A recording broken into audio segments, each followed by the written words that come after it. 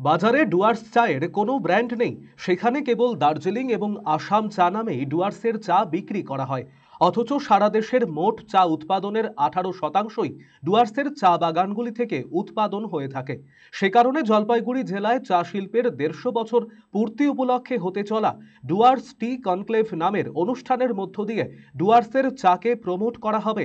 বৃহস্পতিবার ডুয়ার্স টি কনক্লেভ নিয়ে সাংবাদিক বৈঠকে এমনটাই জানান জলপাইগুড়ি ক্ষুদ্র চা চাষী সমিতির সম্পাদক বিজয় গোপাল চক্রবর্তী।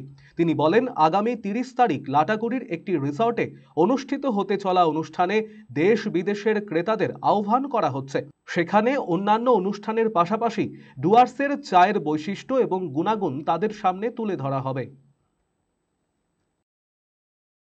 আমাদের আজকে এখানে প্রেস কনফারেন্সটা করার উদ্দেশ্য এটাই যে আমরা Jalpaiguri district small tea growers association, Jalpaiguri জেলা ক্ষুদ্র চা চাষী সমিতি আজকে জলপাইগুড়ি চাকে স্মরণীয় করে রাখতে এবং সারা বিশ্বে বরণীয় করে রাখতে আমরা একটা বড় উদ্যোগ নিয়েছি। সেই উদ্যোগটা হচ্ছে 1874 সালে গাজলডোবাতে প্রথম অবিভক্ত জলপাইগুড়ি, তখন বাংলাদেশ সবাই একসাথে ছিল, তখন জলপাইগুড়ি জেলাতে বুরহান সাহেব তিনি গাজলডোবাতে 1874 সালে চা গাছ লাগিয়েছেন কমার্শিয়ালি।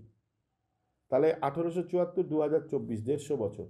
এই যে 150 বছরের একটা গৌরবময় গাথা, যাকে বলে memorable Saga of Dooars T industry, সেটাকে স্মরণীয় করতে আমরা আগামী 30শে নভেম্বর লাটাগুড়ির একটি হোটেলে আমরা একটা ডুয়ার্স টি কনক্লেভ করতে চলেছি।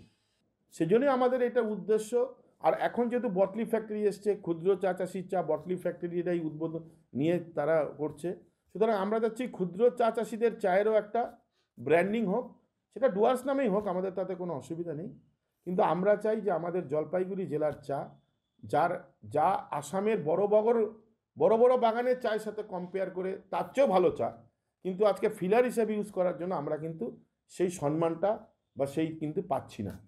তা আমাদের এই কনক্লেভের উদ্দেশ্য যে জলপাইগুড়ির চাকে বিশ্বের দুয়ারে কীভাবে স্মরণীয় আরও বরণীয় করে তোলা যায়, নতুন মার্কেটিং শুরু হোক আমাদের ডুয়ার্সের চায়ের, এবং আমরা সবাই মিলে